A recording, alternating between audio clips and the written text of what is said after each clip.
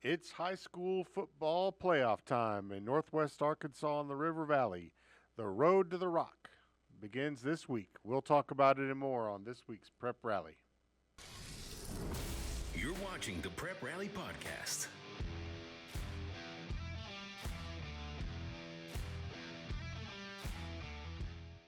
Welcome to the Prep Rally Podcast, sponsored by West Termite Pest and Lawn. Graham Thomas and Rick Fires here in Northwest Arkansas, and Leland Barclay joins us in the River Valley. And guys, the regular season is over. It's playoff time. Playoffs, playoffs, playoffs. Rick Fires, how are you today, sir? Man, I'm doing well. The regular season went so well, so fast. I hate it for some of the teams that didn't make it, but man, that's what the playoffs is for. You just don't get to go to. You got to earn your way there. I'm looking forward to seeing some of our local teams see if they can make a deep run in the playoffs. And Leland, you're holding strong with the mild temperatures. You just keep getting this wonderful weather, except for last Friday night when we had the rainy weathers. We'll get that out of here. But how are you doing down there, sir? Well, it's good. It's November. I expect it to, feel like playoff time, and it did Friday night a little bit, and it will again. This time of the year it is great, but it is a little bit bittersweet because close to half the players, half the teams in the state have already put up their football stuff. We went through senior nights the last couple of weeks, and a lot of those seniors on those teams have put on their helmet and shoulder pads and their jerseys for the final time.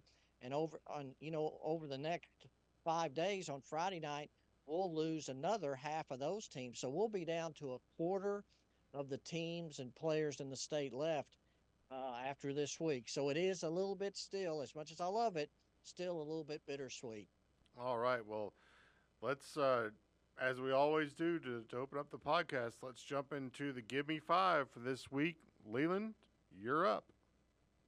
These are the top 5 performances of the past week in the River Valley. And of course, number 1, we always start with the River Valley Democrat-Gazette Player of the Week. And for the first time, we get a little defensive on this show. Cash Archer, senior linebacker for Greenwood, intercepted 2 passes in Friday night's 42-0 win over Mountain Home, and both of those were in Greenwood territory, including one right before the half with Mountain Home knocking on the door and threatening in what was at that point still a very close game. So two big pickoffs for him, and the defense was so key for Greenwood that first half. Even though Greenwood scored on their first possession, the next 2 possessions ended in a lost fumble, and then they turned the ball over on downs. So defense really carried the Bulldogs in that first half. And then also Cash Archer got in a little bit on the offense on the opening drive with a pouring rain. Cash Archer went in as a blocking back. Taylor Jasna, another defensive player, went in as a running back and ran for a 28-yard touchdown on the first possession to give Greenwood a 7-0 lead, with Cash Archer kind of leading the way on that play. So big game for Cash Archer on Friday night, and he's our Player of the Week. Man, and just really great hearing, him talk about his friend Isaiah Arrington, and I know that Isaiah would have been proud of the way Cash Archer played Friday night. Well, and again, it was senior night, and a great tribute to Isaiah Arrington, who passed away last week in a house fire, along with his mom and little, 5-year-old sister. And, Isaiah's dad, Dan Arrington, was there with that side of the family, and they carried his jersey out. And it was a very kind of subdued senior night, but also just a great tribute. All the Greenwood players wore the name Arrington on the back of their jerseys, which is the first time that I've been told that Greenwood has ever allowed players' names to be put on the back of the jersey. So just a great tribute for him too, and also kind of I mentioned this to Cash Archer too, that Isaiah Arrington wore the number 0, and how fitting is it that Greenwood's defense held Mountain Home to 0 points in a shutout win on Friday night. Man, that is cool. I mean, just the little things like that, right? All right. Leland, who's number 2? And then number 2, Daniel Burton, senior running back for Mansfield, 7 carries for 253 yards and 3 touchdowns, gives him now 82 carries for 1,247 yards and 16 touchdowns on the year. And if you do that math real quick, it's about 15 yards a carry over an entire season.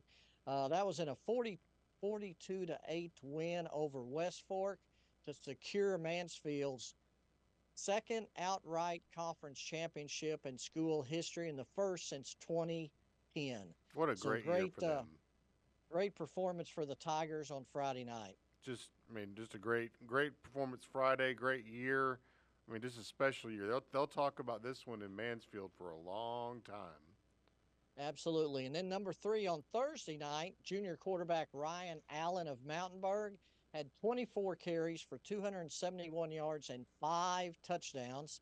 He was also 8 of 10 passing for 148 yards and another touchdown in a 55-28 win at Johnson County West Side. And even though both teams were eliminated already from the playoffs, a great atmosphere, senior 9 at Johnson County West Side, and just a great game by Ryan Allen going forward. Yeah, this goes back too to what you talked about, Leland, with the end of the year and teams not getting to play again the rest of the year. And those two teams, I mean, what an important game that was anyway, though. I mean, neither of them were going to the playoffs, but they left it all out there Thursday night, and I'm glad you were able to be there for it. Oh, absolutely. It was just a great atmosphere, small town football on a Thursday night, just a great atmosphere and a great place to be, and really a great game between two teams that really were playing their last game of the season. Yep. Now, Leland, do they have artificial turf down there in that game? No. So that's what playing in the mud. What a way to end your season, maybe your career for some seniors, playing in the mud. So I bet they was fun to watch. Oh, absolutely. In fact, you can look at the photos we got from the game that Ron Green took, and it's very obvious that game was not played on turf. And And then, I can't. Ryan Allen did not really get to play a full season for Mountainburg. He was injured for quite a bit of the year, but man, we get to see him again next year, so I'm excited about that. I think he finished with right at 1,600 yards rushing in basically 8 games because he missed one game and he only played that one quarter against Tackett, and he already had 100 yards in that quarter against Tackett before he went out of that game. So he basically played, 8 games. Just a great athlete. And of course, he's already started basketball. We're going to see him he also runs track for Mountainburg, plays baseball. So we're going to see him again very soon. Oh, yes. And then number 4, Carter Little, a junior quarterback for Charleston, threw for 234 yards and 4 touchdowns on Friday night and rushed for a touchdown in Charleston's 44-13 win against Greenland. Carter Little now has thrown for 2,824 yards this season and 34 touchdowns to pace the Tigers to a third seed in a very competitive 3A1 conference. Another junior too. Watch out for Charleston next year. Absolutely. And then number 5, A.J. Lyons-Jarrell, a senior running back for Pacola. He had 20 carries for 198 yards and 2 touchdowns in Pacola's 26-12 win against Haskell in a key game that earned the Indians a home playoff game on Friday night. They finished second in their district. And also, Lyons-Jarrell went over 4,000 career rushing yards in that game. That's a lot of yards. That's almost a mile.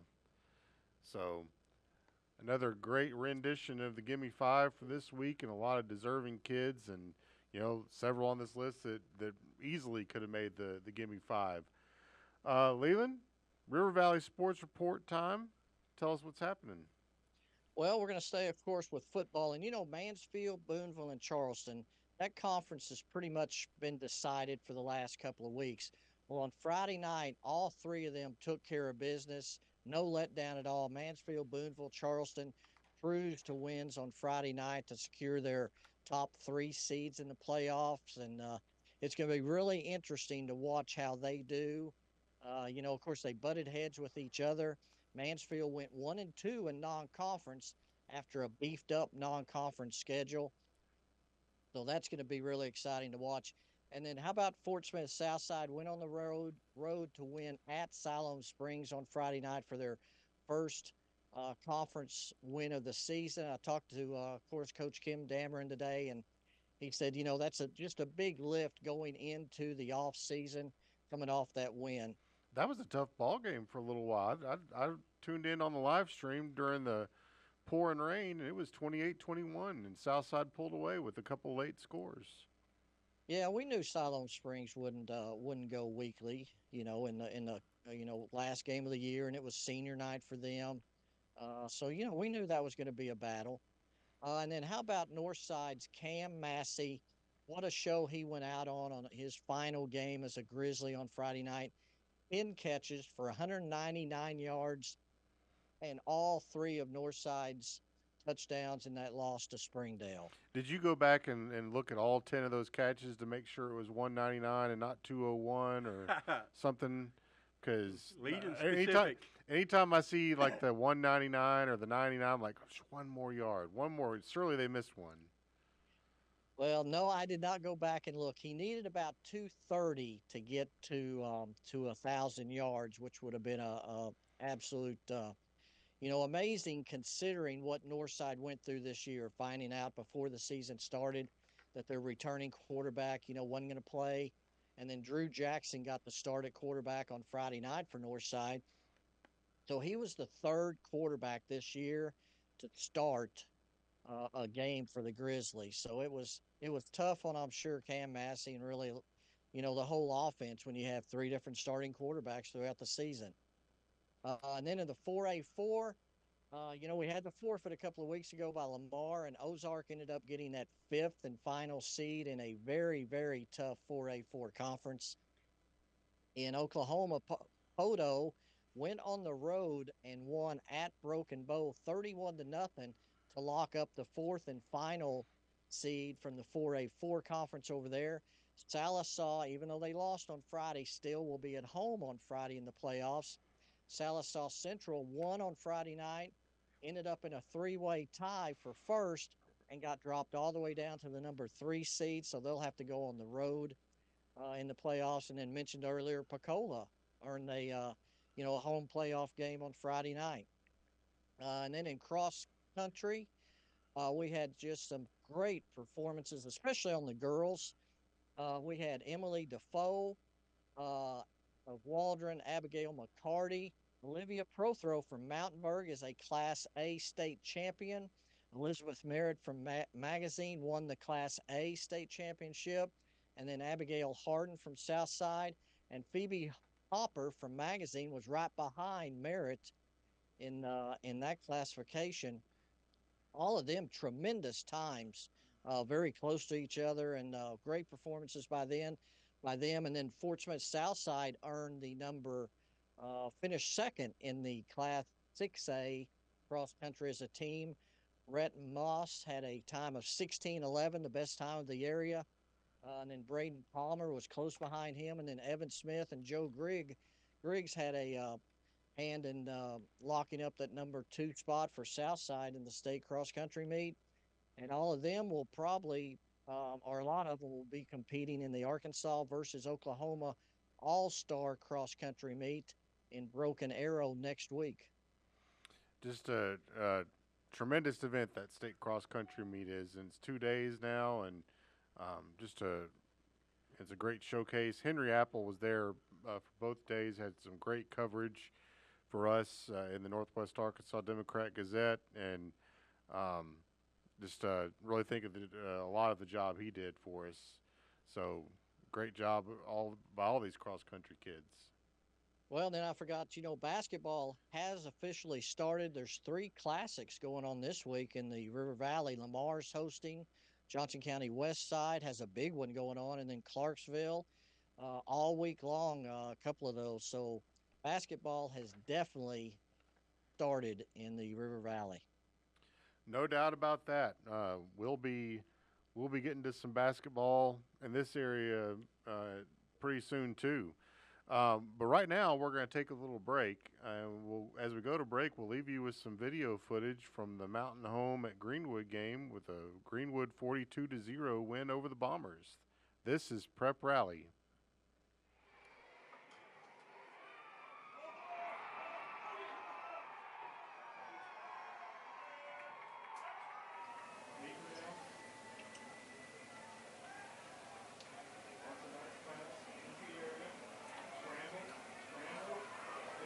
Keep going.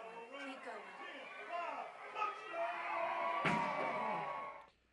And we're back on the Prep Rally podcast. Graham Thomas and Rick Fires with you from Fayetteville, and Leland Barclay joins us from Fort Smith. And Rick, it's time for top 5 performances of the week in Northwest Arkansas. Let's hear it. Guys, we always appreciate our sponsors, West Termite Pest and Lawn Control. And that leads me into our Northwest Arkansas Democrat-Gazette Player of the Week, Jacob Critter Gaylord. Yep, they call him Critter. He's kind of small, 5'9", compact guy. In the Gravett game, their leading rusher, Gabe Holmes, who's got about 1,000 yards rushing. Normally, Critter is the H-back, but they put him at the feature back position after Gabe Holmes went out with the stinger on his shoulder, and they held him out as a precautionary. The game was close, but all Critter does, he goes off for about 3 second-half touchdowns and helps them, actually leads them to a 31-14 victory over Gentry in a big rivalry game over on the west side over here in Washington County, up in northwest Arkansas. Gaylord finished with 132 yards rushing on 22 carries, 3 second-half touchdowns. He also caught a pass for 33 yards. And if that wasn't enough, he's also the middle inside linebacker. 7 tackles, 2 for loss, 2 forced fumbles. So this we hear coaches talk about the next man up mentality. This is exactly what they want. Here's the guy who's the blocking back, doesn't get to carry the ball that much, and he just goes off for 132 yards and scores 3 second-half touchdowns to help them finish. Gravett finished second in the 4A1 conference. So great job by Critter there. Our game of the week, the one you covered up there, Bentonville. Again, they started 0-3. We knew not to count Bentonville out because they started off with a great non-conference schedule. All they do is they go 7-0 in conference play. They win another conference championship. Just a really awful night, a miserable night with the driving rain, and but Bentonville gets it done. They didn't have to pass about that 409 yards on offense on the ground, and they won 42-13 over Bentonville West. Bentonville West still hadn't beaten them yet, but a lot of props to Bentonville, starting off 0-3, coming back out, and they're just roaring into the playoffs.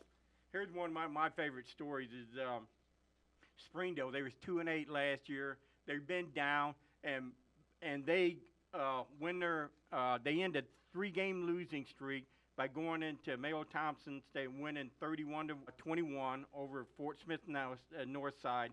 So they get to host a first-round play. They finished 7-3 on the year.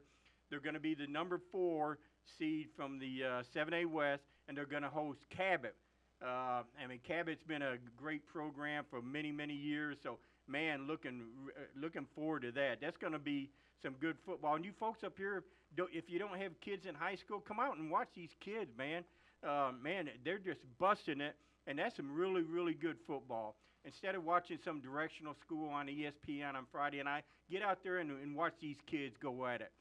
Speaking of going at it, our man Henry Apple made a long trip down there to Hot Springs at the racetrack, and on the indoor side, on the inside of the racetrack at Oaklawn Park, they had the cross-country meet. Cross-country girls, Lily Bashir from Rogers set a course record to lead Rogers to the Class 6A state championship in Hot Springs. She set a course record, 5,000 meters, 17 minutes, 5.44 seconds. I haven't done it, but I know that's pretty impressive. Rogers wins his second consecutive state championship for the girl, 18th overall. Just a great job by the lady Mountie, and especially Lily. Cross country boys, Bentonville boys win the state championship, but Alan Gallardo Lopez of Fayetteville won the individual championship at the 6'8" meet. He covered the course in 15 minutes, 21.37 seconds. So just great job by our athletes all throughout the region in football and in cross country. Man, that's some good stuff there. And we're going to talk some more about the cross country here in a little bit. You're right, Rick. I mean, the first of all, about Critter, that was a great segue. I didn't know you were going to do that. We do appreciate our sponsor, West Termite Pest and Lawn, and they need to go visit Critter out there at Gravett. They need to go Gentry do some spraying out there, because he ran roughshod over them on Friday night. All right, that's going to lead us into our Northwest Arkansas report. And we're just going to stay on the cross country here for a little bit. Man, that you talk about the top four finishes in the girls for Class 6A. You have Rogers, Bentonville, Fayetteville, Bentonville West. I mean, just unbelievable. Mm-hmm. And Lily Brashears with the state record, and that's unbelievable. I mean, and then it was just set just a couple of years ago, and now it's been reset. And then she had her teammate Samantha Schmershaw, I think that's how you say it, right behind her. But she was, Lily was in 17:05. The next closest person was a minute and 20 seconds later. I mean, that's an eternity on cross country. That's like a secretariat kind of. That's not a knock on the second place finisher. Yeah. That's just how great Lily was in that. And on the boys' side, well, actually, I'm going to stay on the girls' side because I want to talk about the Bishop sisters from Providence Academy. So Providence Academy, first year in the AAA, they win the state championship in girls cross country.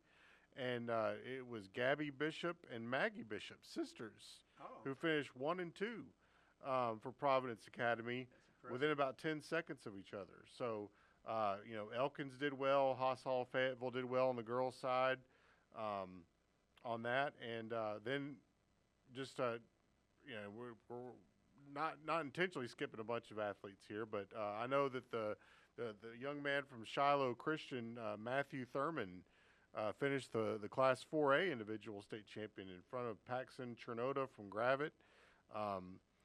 Just a great job by these runners. So, and I just can't say enough about the cross country meet. I mean, this is strong, and this is all across. They send teams from all across the state, and Northwest Arkansas has always been a kind of a hotbed for cross country because the mountains and the kids get out there and run and just keep running. So, and they bring home the plaque. So congratulations to everybody in this region with their wins. And folks, you can find all these stories on the cross country meet there at nwaonline.com, or look on the app in the replica edition, in the Friday and Saturday editions, a full page of cross country both days. And so that leads us kind of into the football for this week, Rick. And man, like you talked about, what a great atmosphere it's going to be over at Springdale on Friday night with Cabot visiting. Cabot came up earlier this year and handed Bentonville West a loss, and so they're not going to be intimidated or anything like that coming up to Springdale. But again, what a great year it's been for Springdale High. They hit a little rut there with Murderers Row, and they had to play Fayetteville, Rogers, and Bentonville all in a row. Yep. But they got through it, and I think they're maybe going to be somewhat healthy going into Friday night. So it should be a really good one at Gerald Williams Bulldog Stadium. And folks, I'm telling you, in terms of how close you are to the action at Gerald Williams, that is the closest you can be in terms of being a fan. I mean, it is right on top of the field. Yeah. There's no track going around it, and the sidelines are small, but it is an intimate experience over there, Rick. I know you've covered a lot of games. I've covered it, and I've been around so long. I remember Gerald Williams going up against Mike Malhelm for Cabot. They had some knockdown, drag-out brawls, and so I'm so glad to see Springdale coming back up against with Brett Hobbs, Mr. Bulldog. He was a standout linebacker at Springdale High and then Arkansas Tech, and going up against Cabot, which has changed. They don't run the dead T anymore. They kind of spread it out, but they can still run the ball. And to me, that's just a top game in Northwest Arkansas on Friday night to start the playoffs. As far as local games in this area and in the River Valley, there are a few to choose from. We're going to try and staff every one of them this Friday night, so keep your fingers crossed for us. But like I said, Cabot's at Springdale. Little Rock Southwest is coming up to play Rogers. Those are Class 7A. In Class 5A, BB is at Farmington. Then in Class 4A, Hamburg is at Gravette. Class 3A, Paris at Mansfield. Stuttgart at Elkins. Magnet Cove at the Elkins game is a 4A game too. Yep. Class 3A, Magnet Cove at Booneville, and Class 3A, Melbourne at Charleston. So these are all games in this area. Now, certainly there's a lot of teams that are having to make road trips on Friday night. Just to run through those real quick, Bentonville West plays at Little Rock Christian. Harbor is at Pulaski Academy. Van Buren is going to Marion. Prairie Grove is at Lone Oak. Ozark at Arkadelphia. Green Forest is heading down to Mena. Gentry at DeWitt. And then Lavaca at Mayflower. West Fork at Salem. So, there's still a lot of our area teams in this 12-county region still playing football in front. But that's the fun thing about it. I don't know if you guys remember last year, Leland, but, Mansfield, I think their success for this year started on that run they made in the playoffs all the way to the state semifinals last year. Absolutely. Gave them a big boost, especially getting in that, like I said before, that gave them a big boost in the off season, but especially in that weight room, boy, once they got in there and they started, they saw that success, and then they saw more success in the weight room, and they went into the summer confident. And I think it was all part of the success this year. No doubt about it. All right. Well, we're going to go to break, and as we go to break, we'll show you some video of the state cross-country meet that's shot by Henry Apple. And he does it all, doesn't he? Man, I tell you what, he does some good stuff out there. So enjoy that, and we'll be back. This is Prep Rally.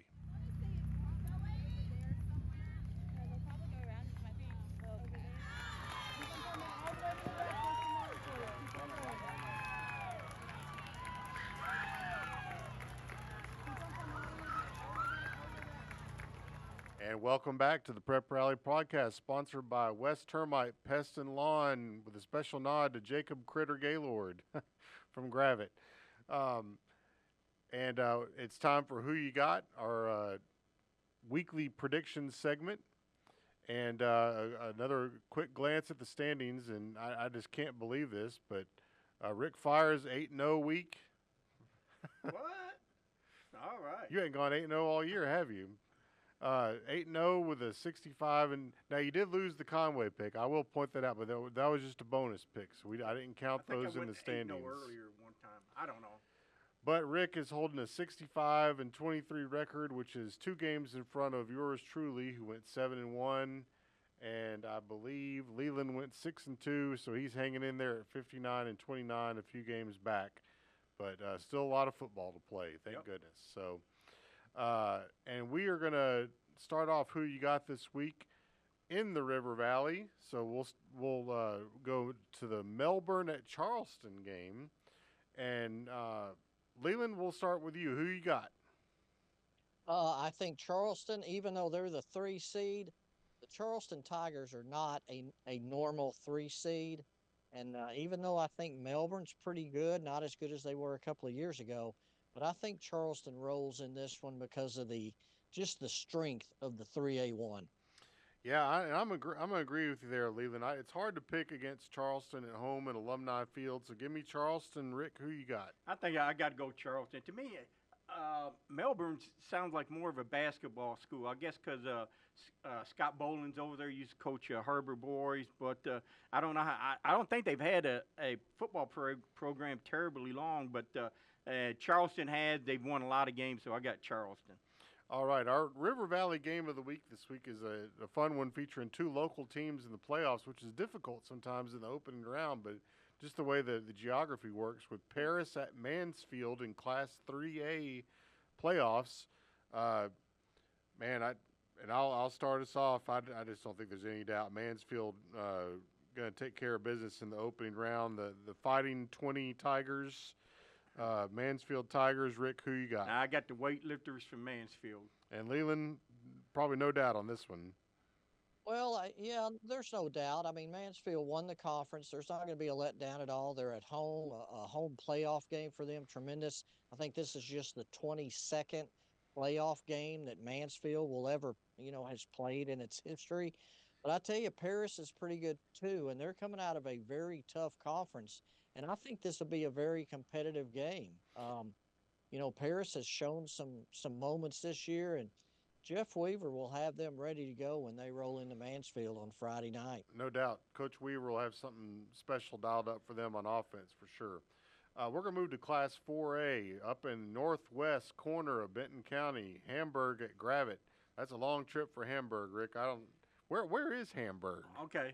I worked at the Pine Bluff commercial newspaper, and I had to cover a game down at Hamburg, and that was a long trip for me. It's way down there, southeast Arkansas, not quite the Lake Village, but it is a trip. And this is why coaches say, man, you want to finish up in the upper region of your conference so you get to stay home. That is a dreadful trip for Hamburg, trying to come all the way diagonally, all the way from the far southeast Arkansas. You can't hardly go any further northwest in Arkansas than Gravett. So that's a tough trip for Hamburg, but Gravett's really good. So I'm going to pick Gravett in that one. All right, Leland, who you got in this one? Yeah, I think road trips matter. In fact, I've heard that Hamburg is leaving Tuesday afternoon after school to make that trip. They need to. Better leave tomorrow. Yep. Yeah, but it's also time for my annual, I guess, little bit of a rant. In the 4A and 3A especially, I think the first round game should be a more regional setup rather than having a team from Hamburg drive all the way to Gravett. You look on this bracket, Ozark's going to have to go to Arkadelphia. There's just some terrible first round trips, especially when you get 4th and 5th seeds that have to make those trips for a possible mercy rule game. I just think the first round should be more of a regional matchup, and then, change the brackets up like they do every year where it's not the same conferences meeting each other after the first round. But yes, long story short, I do pick Gravett to win this game, even though I know they don't like me, probably picking them to win. This will be the first time this year I've actually picked them to win. Wow, and they're 9-1. Yeah. So not now we haven't picked them every week. So I've got Gravett as well. All right, Class 5A, BB at Farmington. Might be an intriguing kind of ball game. Now, Farmington was the number 1 seed last year and got beat in the opening round. So, Leland, who you got in this one? Yeah, this is not, that was a tough matchup for Farmington. This is not as tough a matchup this year from the, BB's the number 4 team out of the Central Conference. I think Farmington gets it done. And then after this, then it gets tough for the Cardinals. I've got Farmington as well. Rick, who you got? I got Farmington. BB, aren't they coached by Justin Big? They are, Yeah, the former Gentry coach. Yeah, former Gentry coach. He'll get to come up here, and sorry, Justin, but Farmington's going to lay it on you, fellas. All right. Class 6A, Van Buren at Marion. It seems like we've had this one before, Leland. Van Buren, no stranger to making that long trip and coming away with a win. So do you go Van Buren here? Who you got? Well, in the past 4 years, I believe the West is 13-1 against the East in the first round of playoffs. Last year, the West went 4-0, including Van Buren's win as the 6th seed at West Memphis. And I just think that, defines those two conferences so much. I did look. I was doing conference standings and doing some things over the weekend. And of the 28 conferences in the state, the 6A East was the highest scoring conference in the entire state as a whole, per game. So they love their offense over there. The West loves defense. I got to go for Van Buren for the second year in a row, making a trip all the way across the state and winning a first round playoff game. I got to tell this one story real quick. In 2019, when I was covering Siloam Springs, the guys and we left Siloam Springs like at 9 or 10 in the morning, drove all the way to Marion. That's all day. We did stop at Nick's on the way over and had a nice meal in Carlisle. Get to Marion, and the Panthers, just soundly defeated Marion, and had to drive all the way back. And what a long day that was. But it just kind of goes to show you, the West has had the upper hand a lot in these opening round games, and that's what that was. It was a Class 6A opening round game. That being said, though. And I know some of the parents, the Van Buren parents, have already said they're going to, go a little early and go to eat some Rendezvous barbecue. Oh, yeah, right across the river in Memphis, yeah. Oh, absolutely. My goodness. That being said, though, I'm going to go Marion. The Fighting Chuck Livingston's over there. Give me Marion. Rick, who you got? I'm going to, Northeast Arkansas is basketball country. It just is.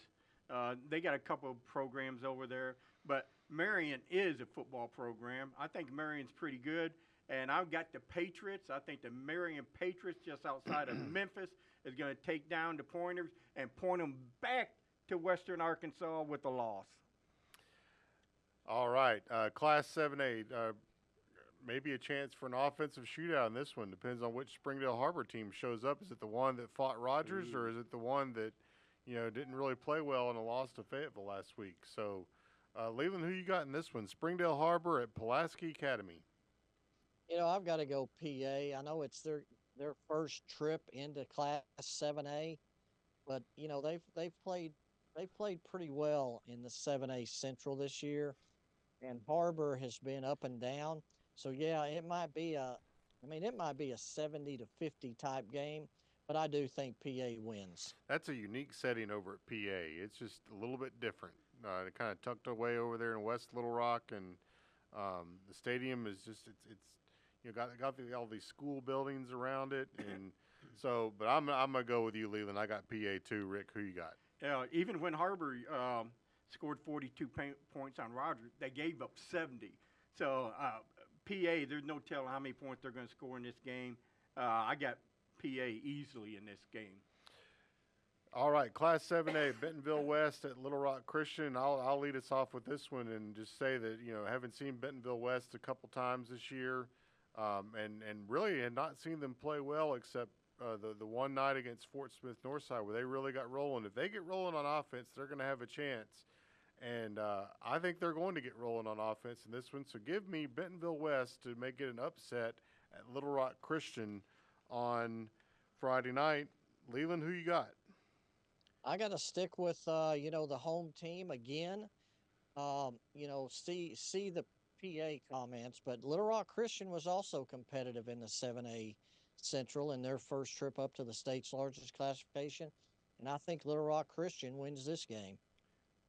Rick, who you got? Same way, Little Rock Christian. All right.